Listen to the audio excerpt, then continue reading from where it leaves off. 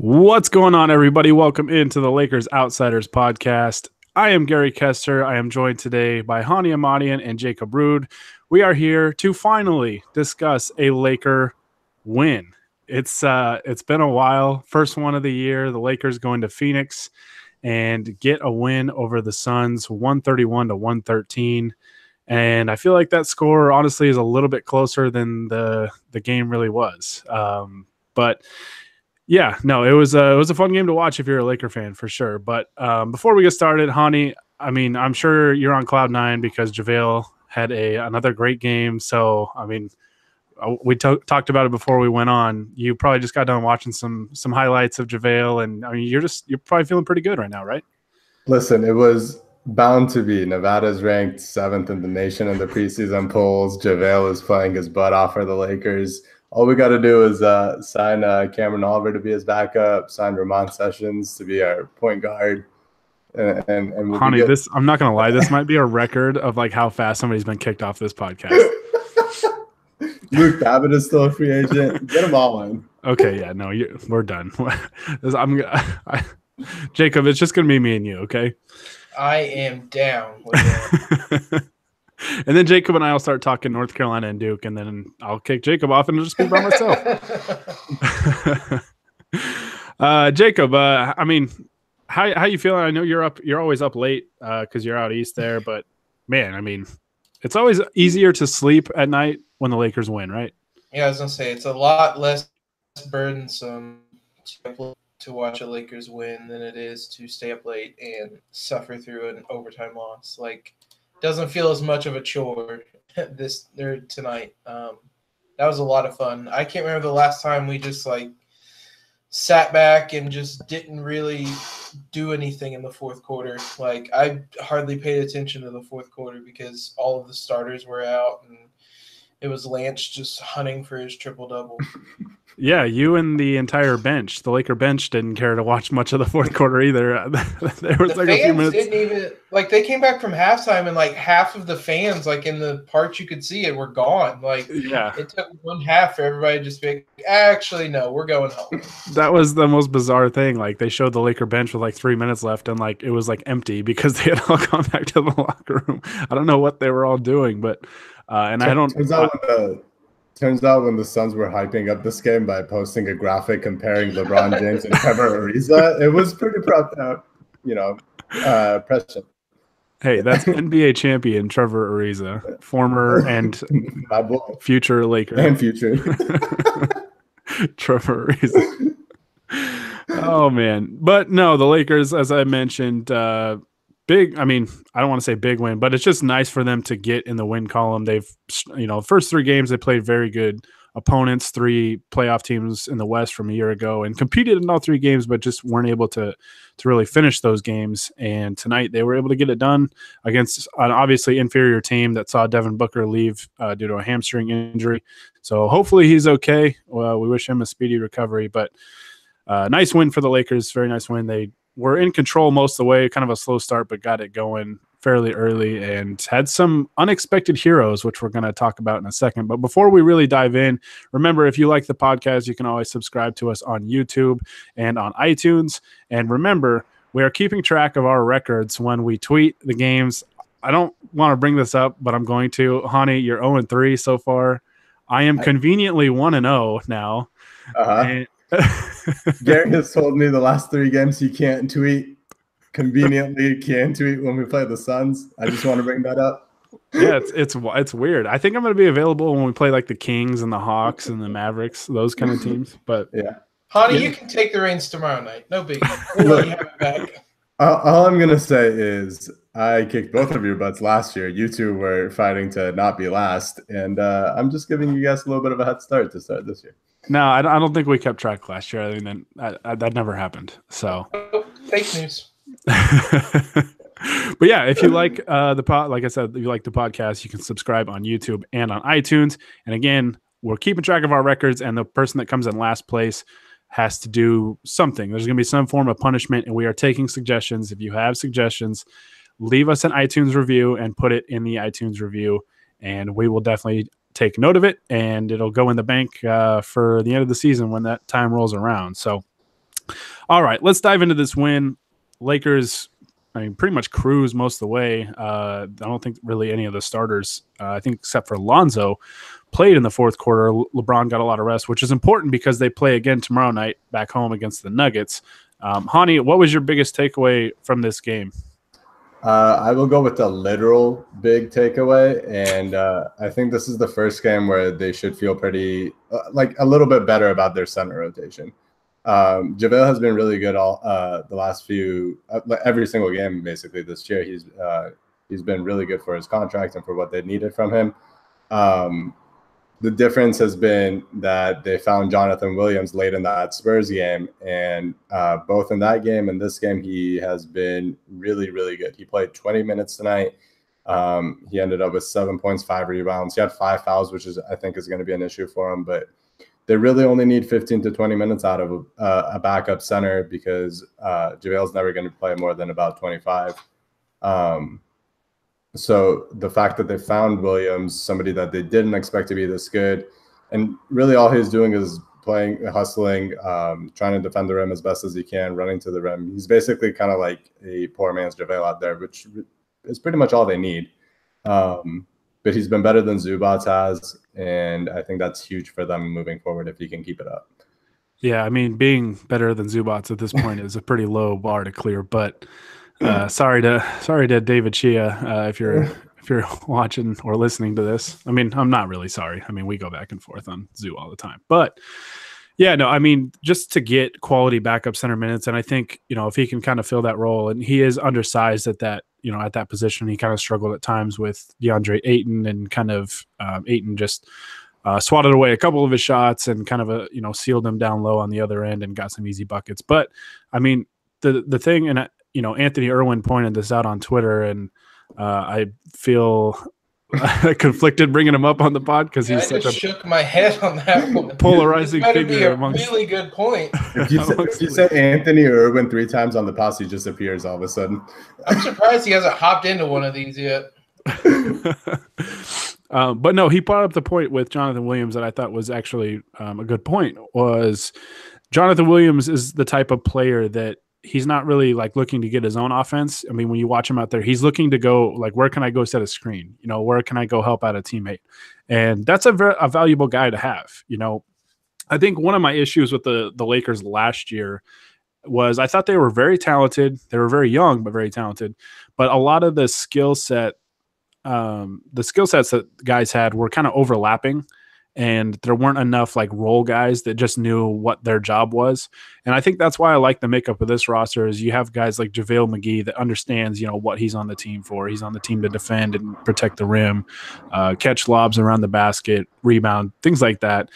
And you have a guy like Jonathan Williams who comes in and knows he's just got to go play hard. He's got to rebound. Basically same thing, play defense, go set screens and just kind of help out wherever he can, do all the dirty work. And he's been really good. And I think if the Lakers can continue to get quality minutes out of him at that backup 5 spot, because they're going to mix and match and go, with some small ball lineups and things like that. That's huge. That's huge to get that, especially until Mo Wagner comes back. I don't know what to expect with Wagner. You just never know with rookies. And I think he's one of those guys that I would keep expectations fairly low and hope that we're surprised. But I think he is going to, when he comes back, he's going to get some minutes here and there. So hopefully he can chip in as well. But Jacob, you're a big Lance Stephenson guy. So this was probably a really fun game for you to watch because I declared this about early in the fourth quarter, I think, or maybe late in the third. This was the Lance Stephenson game. He was fantastic tonight. I mean, you obviously had to enjoy watching that. Did I tweet a frog and tea emoji? I don't know. Maybe. Yeah, that was like best case scenario for Lance. I think one of the big things, and it was a legitimate criticism early in the year, he was ball stopping a little too much. I think he's always going to have that. I mean, that's just kind of a natural part of his game. It still happens at times. It's usually later in the shot clock. If he gets the ball and realizes the clock is ticking, he's just going to dance around and put up a jumper, try to get to the rim. But it's, I mean, we joked about it. He was he was looking for assists late, but I think he's done a good job of that in recent games. Of um, since Rondo's been out, so I guess 2 games.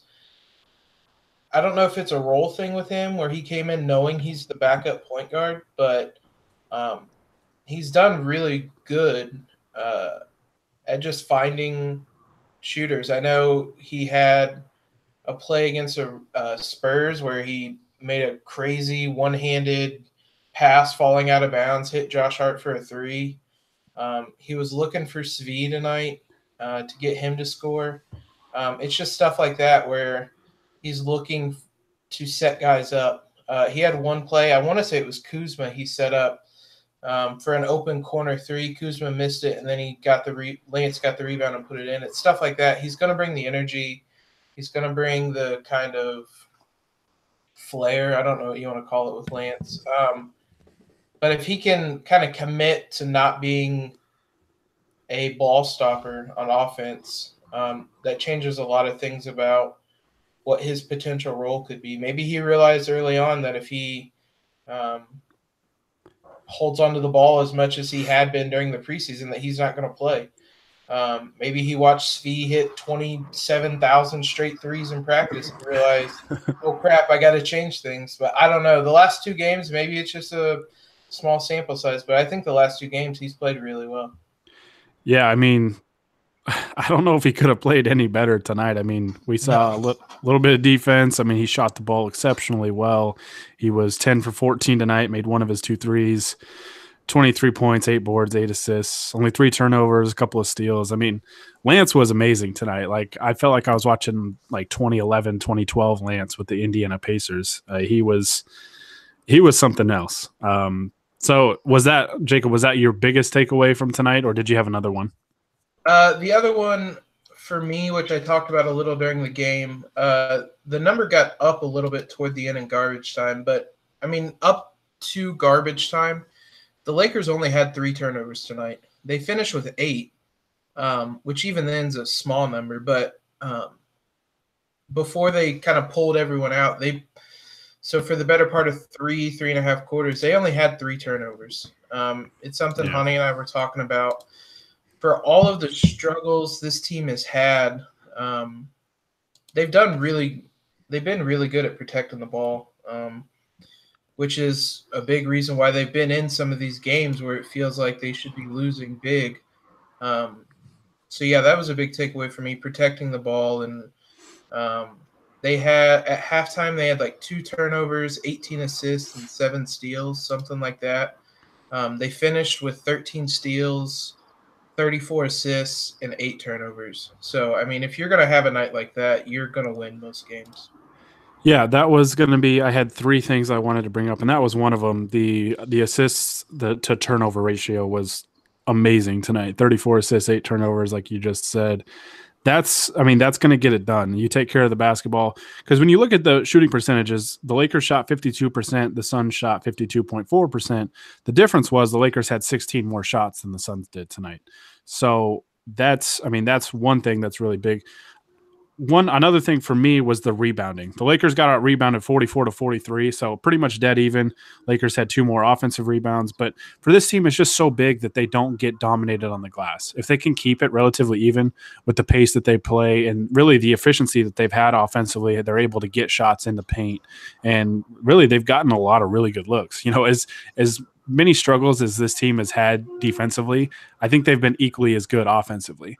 I mean, I'm almost amazed, just astonished at how good they've been offensively so quickly. You know, just like I said, they're getting the shots that they want.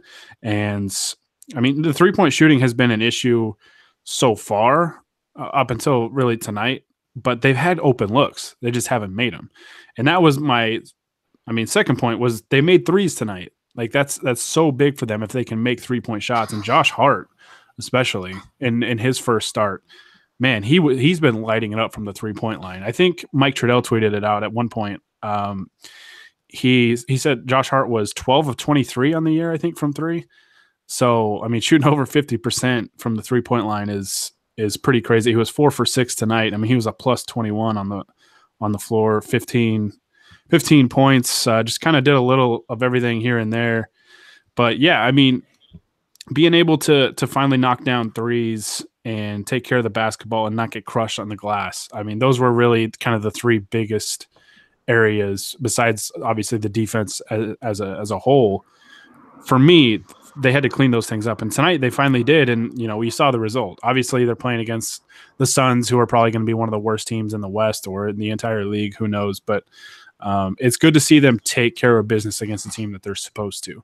Because if you want to be a playoff team in the Western Conference and you want to get, even a higher seed, like a 4 or 5 or whatever, these are the types of games you got to win. Even on the road, it's hard to win on the road, but taking care of business against the teams that you should beat, that's just such an easy way to rack up wins. And for this team, it's just good to get a win under their belt, together as a group. And hopefully this is something that can springboard them going forward. But I thought this was also the best.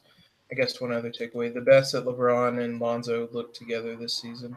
Yeah. No, I mean, it was you'd almost be hard pressed to find a Laker in this game that didn't really play well. I mean, Contavious Caldwell-Pope had his frustrating moments, but he still poured in 14 points, 6 of 14 shooting. He only shot 1 of 6 from the 3-point line. So, hopefully that comes around. But I mean, a lot of guys definitely played just a lot better. Lonzo included. Lonzo had a couple of shots in the paint that, we saw the last couple games him pass out, and today he went all the way to the rack and then he finished. So just a lot of really good things to see tonight. JaVale was awesome blocking shots. He had 4 block shots, affecting a lot of shots on defense. I mean, all around performance, it was great. I don't know what it is. Hopefully, I mean, if we could just schedule like at Phoenix to be our season opener next year, because whatever it is, it seems to be our first win of every season now. That'd be great, but It'd be a pretty boring opening night. It'd be a win, Jacob. All right, I'll take a win over excitement. Just have them trade for Goran Dragic again, and there'll be a fight, and it'll be interesting. We'll bring back Sasha. LeBron and Lonzo, just to kind of cap off that point, played 20 minutes together tonight. Had an offensive rating of 129.5 and a defensive rating of 102.4 together. So, yeah, that was safely in an assist percentage of 77.3. That was safely the best those two had looked together this season. Yeah. Yeah, no, that was a fun game. The Lakers should just do that every night, if you ask me. That game, yes. I mean, that game is a lot more fun to come on and talk about than whatever Monday's game was, which is still hard to even put into words. And it was crazy because I think I tweeted this out, but from the account, but it felt like the Lakers would have been up like 35 to 40 points if they just made layups. Like JaVale missed, I think, a dunk and a layup. LeBron missed a couple layups. I mean, they missed a lot of good opportunities around the basket, and they still scored 131 points and really just cruised to a victory. So that's kind of, that just kind of goes to show what kind of game it was for them and, their performance tonight. So, and that was big. It's big to get that win, big to get rest because the Nuggets, like I said, Nuggets come into town tomorrow, and that's going to be a very tough game. I believe they're still undefeated unless they play tonight, but they also, I mean, they picked up some good wins. They beat the Warriors at home. Hani, I mean, I'll throw it to you first. With the Nuggets, I mean, what's going to be the big key to, I guess, kind of, we could say, pulling off an upset against them? I never thought I would say this before the season started, but it's going to be how we manage with their defense. The Nuggets have been amazing defensively to start this year. Nikola Jokic, I think, gets underrated because he's kind of a slow white dude, but he's a better defender than people give him credit for. Paul Millsap is back, and he obviously is always going to help their defense. They've been holding good teams. I'm pretty sure they held the Warriors to under 100 points, which is insane for this season considering how much teams are scoring. Yeah, 98 points. Yeah. So basically what I'm looking at is the Lakers half-court offense. We still don't know a whole lot about it because of how much they run. But if they're going to beat a team that's so good defensively, they're going to need to execute really well in the half-court as well. So I'm looking forward to seeing how LeBron kind of tries to pick them apart, how Lonzo does that, and what kind of shots they can get. Yeah, for sure. It's going to be an interesting game, a very tough test for the Lakers. And it's a team, obviously, they have a little bit of history with last year with the whole Jamal Murray and Lonzo Ball stuff. And there was, the classic Isaiah Thomas smiling at Nikola Jokic on his way past him for a Not gonna layup. lie, I miss Isaiah. So I would want him back for just this game. That picture should be the 17th championship banner at Staples. Put it up in the rafters. Oh, all right. Jacob, what are you looking forward to in tomorrow's game against the Nuggets? I mean, hopefully another crossover on Jokic and a laugh as you go to the rim. No, I thought the defense played well tonight. I 108 defensive rating, I would assume, is probably their best this year. So I guess that the Nuggets always have a really good offense. Jokic is always really hard to stop. So I guess that would be the thing I'm kind of looking for is how well they defend the Nuggets. I thought at times it was feast or famine tonight defensively. I thought overall they played well, but there were times where Devin Booker's just walking down the lane for an uncontested layup. So it was a better performance tonight, but there's certainly still things that they need to improve upon. I'm looking at the stats for tonight's game. In 26 minutes, Josh Hart had a defensive rating of 88.5. Jesus.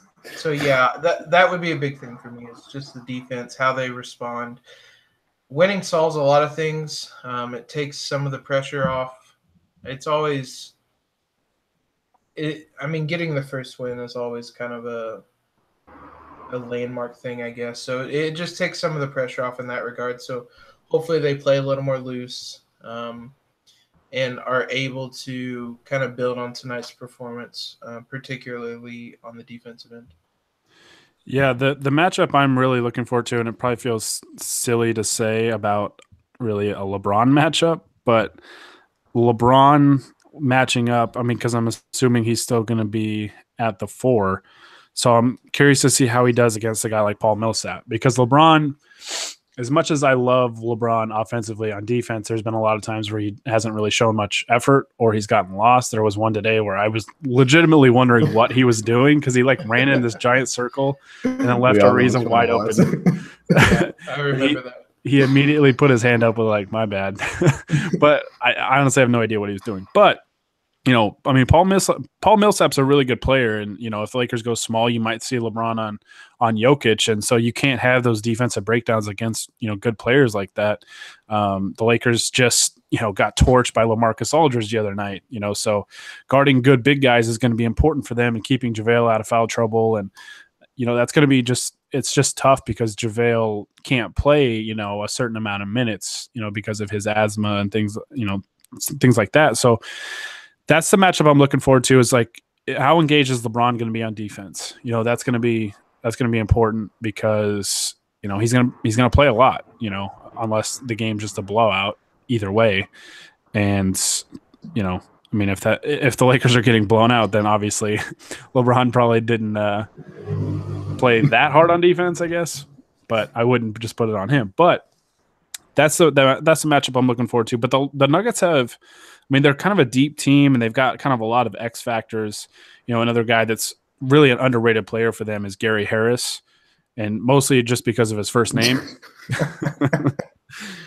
But no, Gary Harris is a guy that's really good. He's a good shooter. He's an underrated scorer. He can create, and he's a good defender. So just a really solid all-around player that nobody really talks about. So I'm curious to see that matchup, like him against Josh Hart, I would assume is going to be the matchup. And that'll be fun to watch. Plus, we'll probably get Jamal Murray against Lonzo. So yeah, it's a fun matchup. I was going to say it'd be fun to see in the playoffs, but probably it wouldn't be fun. It'd be stressful. But yeah, the two teams match up in interesting ways. I'll be interested to see what they do in the preseason, Kuzma was playing small ball 5, not very well against the Nuggets. Yeah. So I mean, they haven't done it the last 2 games. It seems like Jonathan Williams is the 5 now, which makes more sense as a matchup. So interested to see if they try any of that small ball 5 stuff, or if they just stick to Jonathan Williams as a backup 5 and maybe stretches of having Kuzma at the 5 if the matchup is right. Yeah, they definitely have to find ways really to just get LeBron and Kuzma on the court together. And because those two have looked so good together. And I guess it's not surprising with how active Kuzma is. He moves without the ball, he cuts, he can shoot, things like that. So it's not overly surprising, but it's surprising to me how effective it's been, like right away. But I mean, this is another game that it's a test of the Lakers, who have a lot of new faces, and they're dealing with the suspension to 2 of their regular rotation guys, 2 starters at the time they got suspended, against a team with a lot of roster continuity, right? A team that's been together for a couple years now and kind of understands each other a little bit better, and just another tough challenge. I mean, the Nuggets weren't a playoff team last year, but I mean, they did tie. Barely. Yeah. I mean, it came down to that last game, right? With them and the Timberwolves. So they were a playoff caliber team, even though they didn't make the playoffs. So tough schedule to start. The suspensions right now are almost, right for this particular matchup, are almost a blessing in disguise, because you're not struggling to get Ingram on the court with Kuzma and with Lonzo and with Hart. It's a little more of a natural rotation, with Kuzma being a natural 4 and Williams being a natural 5. I mean, you mentioned off air that it'll be interesting to see what they do when Ingram comes back. But for right now, it kind of clears up the rotation a little bit. And at least for this matchup, probably for the better. Yeah, no. It's going to be very, very interesting. I feel like the Lakers always play the Nuggets on the second night of a back-to-back. I feel like usually it's in Denver. So this is shout out to the NBA for, throwing half a bone, but no, it's a tough matchup. It's a tough matchup on the second night of a back-to-back. Very good team. A lot of people kind of forgot about the Nuggets going into this year. And, when we did our roundtable right before the season, and we predicted where the Lakers would finish in the West, I actually had the Nuggets as one team that would finish ahead of them, just because I think the roster continuity for them was going to be big this year, because they had a good young roster. And, at a certain point, the young guys just kind of figure it out. They either figure it out or they don't. So there's a lot of teams, I think, in the West that we're starting to see that with. The Timberwolves seem to have it figured out, and then now I don't really know what to think of them. So hopefully the Lakers don't go down that route. But before we sign off, fellas, anything else you want to add? One more thing for tomorrow that I'm kind of looking for is how they guard Jokic, especially when JaVale isn't on the court. I feel like the Lakers kind of have a habit of digging down and either fake doubling big guy in the post or actually doubling them. And to me, that seems like basically just accepting your fate with Jokic because of how good of a passer he is. He's going to pick them apart if they do that. So I'm wondering what sort of things, if they're just going to guard him one-on-one, or if they have something else brewing for how they're going to guard him in the post. Yeah, no, that's an interesting point too, because the Nuggets can surround him with shooters. Even a guy like Millsap can step out and be a threat from the perimeter. So yeah, that's tricky. I mean, when we saw the very first preseason game, Juancho Hernangomez, lit the Lakers up from 3. So they've got shooters that come from, they can come at the Lakers in waves in different areas, and that's going to be very, very interesting to watch. That's it's always just tricky whenever you're defending, a really good post passer that can also score out of that, So I guess we're just going to have to trade for Isaiah Thomas, get him to just cross him over and humiliate him, and then that'll be that. Exactly. It worked last year, so no, I feel like that's going to be Lance this year. Oh boy. I feel am like here for it. I feel like he wouldn't end it at just a smile. Lance would literally skip all the way back down on defense. I am here for it. Oh, buddy. I wasn't even thinking of that, but now He'll do a 360 and run back as the ball. He'll do a 360 layup after crossing him over. And then he'll run back celebrating as the ball is falling off the rim and not going in. Worth it. Speak it into existence, my friends. All right. Well, that's going to do it for us this time. The Lakers 1-3, one of hopefully many wins this year. Good to finally just get one in the win column there. But again, I mentioned this at the start of the show, but if you like the podcast, you can subscribe to us on YouTube and on iTunes. And remember, we are keeping track of our records, tweeting the games. Hani is 0-3. I am 1-0. Jacob is 0-0. So Jacob and I are both undefeated. Shout out to Jacob. I am carefully choosing. There's a Mavericks game coming up that I'm eyeing as my debut from the account. Oh man, I'm gonna do my talking at the end of the year. Yeah, this is gonna be really awkward when Hani ends like 38-3 or something. But no, again, if you leave us a review on iTunes and you have a suggestion on what the punishment is going to be for the person with the worst record, leave it in an iTunes review and it will go into our notes and we'll take a look at what we want to do at the end of the year. So you can have a lot of fun with it. I mean, keep it relatively appropriate.